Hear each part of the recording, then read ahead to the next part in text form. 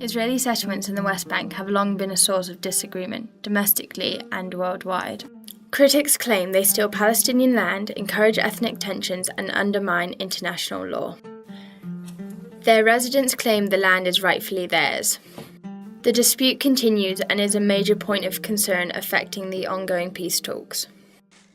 The most unequivocal US statement yet on the contentious issue of Israeli settlements. The position of the United States of America on the settlements is that we consider now, and have always considered, the settlements to be illegitimate. This is the major part of the land of Israel. Without this, we are left with a tiny Tel Aviv. United Nations position on settlement is clear. It does not help the ongoing peace process. When the law and the Bible say different things, say each one an opposite thing, then we listen to the Bible. In Israel and the occupied territories, an Israeli government committee has affirmed the country's self-proclaimed right to build settlements throughout the occupied West Bank and recommended the legalization of dozens of settler outposts that have not received government authorization. The International Court of Justice has already ruled that all of Israel's West Bank settlements are illegal, but Israel has said it would only consider dismantling scattered outposts that it has not officially approved. The settlers have used the outposts to seize even more Palestinian land than has already been taken. I think that anyone in his right mind knows that this is part of the ancestral Jewish homeland. It's in the Bible.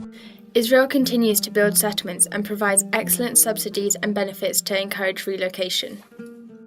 Despite Israel's insistence that it doesn't, the International Court of Justice ruled in 2004 that the Geneva Convention does apply in the occupied Palestinian territories, and therefore settlements are contrary to international law. It is also the position of the UN, EU, ICRC and the Quartet, including the USA, that the Geneva Convention does apply to the occupied Palestinian territories and that construction of settlements is illegal under international law. Despite all of this, nothing has changed. Under the Fourth Geneva Convention, Article 49.6, the occupying power is absolutely prohibited from transferring its own civilian population into occupied territory. Now, what we're talking about here is a settlement policy. What happens here is it's not just people settling. The whole settlement enterprise is facilitated by the government, so it's subsidized, water resources are subsidized, housing is subsidized, and the settlers operate under the protection of the Israeli army. And here is where you have a sort of legal no man's land where settlers reside in settlements and Israeli civil law applies. But the police, the Israeli police force, cannot enter these settlements. In the settlement, it is the army, but the army does not have jurisdiction over settlers. So in essence, settlers are being protected by the army, but the army cannot hold them to account. So there is a statistic that 94% of all cases filed by Palestinians against settlers are thrown out before they even reach the courts. Settler behaviour towards the Palestinian population is frequently and well documented. Often, it is found that settlers are acting in a hostile manner. In 2013, the report of the UN International Fact-Finding Mission on Settlements highlighted the failure of the Israeli authorities to enforce the law by investigating these incidents and taking measures against their perpetrators. The fact-finding mission came to the clear conclusion that there is institutionalized discrimination against the Palestinian people when it comes to addressing violence. According to statistics released by the UN OCHA, in 2011, 3 Palestinians were killed and 183 injured in attacks by Israeli settlers. UN OCHA also released statistics stating that over the same period, around 10,000 Palestinian olive trees were damaged or destroyed by settlers. You see you wondering why is this metal net here? We done it. We did fix it, shopkeepers, to protect ourselves and protecting visitor from all kind of garbage and the trash. Sometimes it goes further, more than that. Liquid, dirty water, bleach, urine, rotten eggs. You could see some of the rotten eggs and it's gonna dry on my shawl. These 2 scarves, I kept them here to show them to people here. They are trying hard in a way, like what we said before, army and settlers to kick us outside here, but people determined to stay. We are not going to give up as long as we live, because this is our homeland. Why do they throw these things? Because they want us to leave the area. Big pressure on us to make us angry, fed up, leaving it, no business, things like that. After that, you leave it. And you said the soldiers, they don't care. They don't just care anything. Yeah, while they are throwing things on top of us, we shout, we scream to the soldiers, they are protecting them on these ceilings, and they ignore us. They say, go inside your shop. We are here to protect them, not you. Sometimes they attack the people, the farmers. Sometimes they burn our room there, other side of the wall. 3 times they burned it, but they fire it. Every day now, in this time also, you heard every day that the settlers attack farmers. They pick the olive trees, especially in the settlements in Nablus area. Every day they beating one, or they cutting the olive trees. So you hear every day news about the settlements, how they attack the people. A lot of it is intimidation, use of weapons by settlers burning olive trees. We've seen in recent years an increase in destruction of Palestinian property by settlers. And often the army stands by and will protect the settlers when there are clashes. And when Palestinians step forward and file complaints, the courts are not willing to deal with them. So there's a climate of impunity. The settlers who are in Hebrew is really very aggressive, and they are not only aggressive, they are criminals. They are aware what they are doing here, and they are doing what they are doing in front of the soldiers, and the soldiers, they do nothing for them or the police. Many of cases that happen, settlers, they attacks families here, physically attacks, they throw stones, they throw garbage. They do problems for them when the Palestinians, they are start with their olive harvest, for example. And the settlers here, they are working very hard in case that to push the Palestinians to leave their houses. And the army of the Israel army, they do nothing for protect the Palestinians who are the victim of the settlers' human violations. So the settlers, they start to attack us many of times, physically attacks. They burn. There used to be a door there behind of the center. They invaded in the night, and they burned the chairs and the tables, and also cameras, they were there. This conflict goes much further than land disputes. It is also a resource-driven conflict. One of the major issues is water access. Under international law, the occupying power has an obligation to provide this basic service to the people. Unfortunately, this obligation to the Palestinians is not being met, while settlements have subsidised and consistent water available. According to OCHA, 30 of the 56 springs in the West Bank have been taken over by Israeli settlers, whilst the other 26 are at risk of settler takeover. At least 84% of the springs affected by settler activities are located on land recognised by the Israeli civil administration as privately owned by Palestinians. OCHA also concluded that Israel is using policies of denial in relation to water access, including the discriminatory allocation of water resources, the denial of water sanitation and infrastructure, and the hindrance to water access through security measures such as roadblocks and checkpoints. The water is one of the big issues, because the conflict is not just about land, it's about resources. And the water is one of the main and important resources for the people to survive and to have a life. So since Israel, they control this main things in our life, we cannot survive as we want.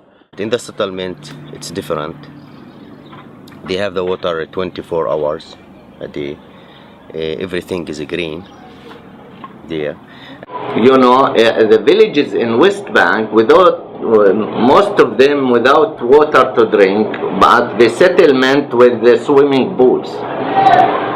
It's very clear that there is a form of discrimination in the allocation of water. Israel, as an occupying power, has obligations towards the occupied population. One of those obligations is to provide basic services. Basic services means provision of water. And you ask me for statistics, they're going to shock you. At the moment, Palestinians have 73 litres per person per day. The World Health Organization has said that the bare minimum is 100 litres per person per day. So Palestinians are operating under the World Health bare minimum standard. Israelis inside Israel have 300 litres per person per day. And settlers have 369 litres on average. Now, why I say on average is certain settlers in certain settlements have up to 700 litres per person per day. Others have 400 litres. For example, the settlement of Roy, people have 400 litres per person per day. The next door community, a Palestinian community called Hadidiyah, has 22 litres per person per day. Through Hadidiyah runs a settlement pipe, a pipe of water where people have to step over when they want to get to the city centre. And they cannot, that's a water pipe providing water for settlers, and Palestinians cannot access that. So when I talk about these litres per person per day, that's only domestic use. If I were to include statistics on provision of agricultural water and water for livelihoods, you would get to 81 times, the settlers have 81 times the amount of water available as Palestinians. And think about it, there is only 500,000 settlers, there is 500,000 settlers in the West Bank, and there's 2.5 million Palestinians. So a population of 500,000 uses 81 times more water than a population of 2.5 million. If that's not discrimination, I don't know what is. In the city, some of the places, the water is not rich for them, maybe once in a month. If you go ask one of the family who lives here near the settlement, ask them how many times you get a water in the month, they will tell you just one time, since a month. But go to the settlers, you'll see settlers, they use the water for agriculture, they use it for their life, for the daily life, and they have a lot of water. The water is available for 24 hours in the day for them. But I am a Palestinian is different. The purpose and reasoning for settlements is another commonly disputed issue. Many settlers believe that the land is God-given and their basic right as Jews. The Jewish Virtual Library justifies settlements, stating that the occupying power may require, as a condition for its withdrawal, security measures to ensure its citizens are not menaced again from that territory. However, the settlement program is evidently government-sponsored, so many end up there for reasons other than ideology. I would say that maybe a third, maybe even more of the settlers moved to the settlements because of economic reasons, because they could get better housing, cheaper in the settlements, the government saw to it, so not all the settlers are ideologic. They offer free apartments for the settlers, so those people who are coming from everywhere in the world, they need to pay for to stay here. They have also a lot of facilitations. They're staying here. Services they are for free. Just come here and live, and come and live. What does mean? Is mean you are representative of the occupation. We are bringing you here to present the occupation, the machine, the regime, and to continue this regime occupying the Palestinian people. So there's no way talk about peace and peace process in the reality. In the time there are settlers coming every time, every day, brought settlers from everywhere and building settlements every time. The settlements never stop building. We are not denying that Jews they have the right to live here as Jews, not occupation. There are difference between the Jews to be a Jew as a religion, as Christian. We have Christian Muslims who are living in Bethlehem or Ramallah, some cities or areas. They're living in peaceful since a long time. Because why? Because they're not representative any ideology to dismiss others or to blame this is just our country or this is our land. Settlers, they believe that its land is given for them by the God.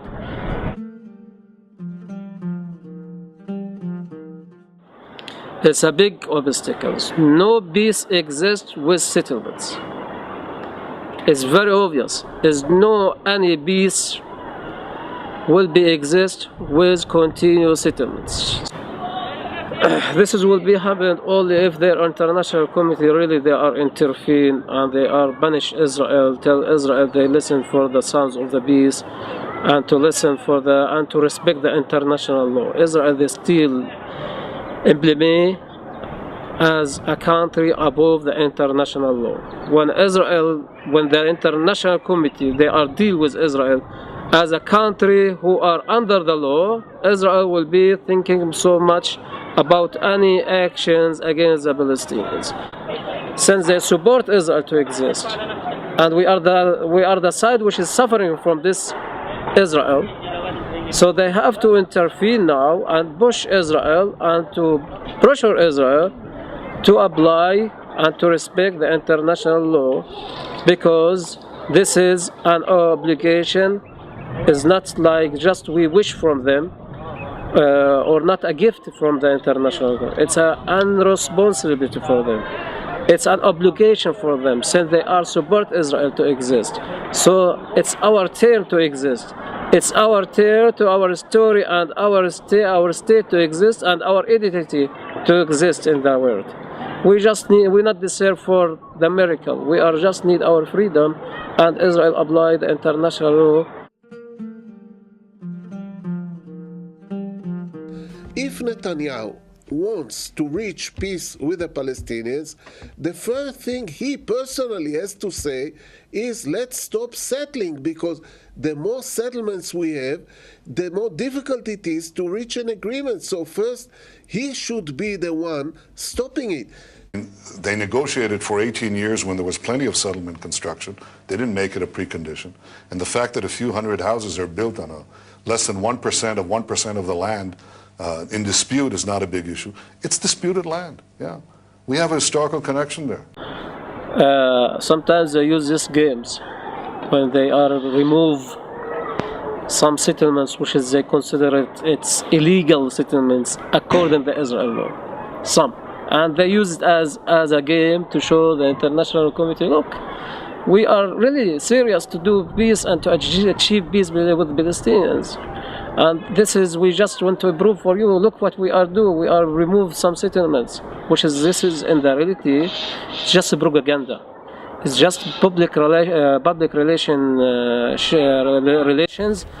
There are now more than 500,000 settlers living in the West Bank, and that number continues to increase even throughout this negotiation period. Israel insists that the changing demographics in these areas will have to be taken into consideration, and as such, any final status agreement will include these settlements within Israel's borders, in effect, legalizing the settlements. The continued theft of land, even in the absence of meaningful punishment, is still theft. Israel hopes that in our apathy we will continue to view this issue as an abstraction, to talk in broad statements, and that our eventual acceptance of the status quo will legalize these crimes.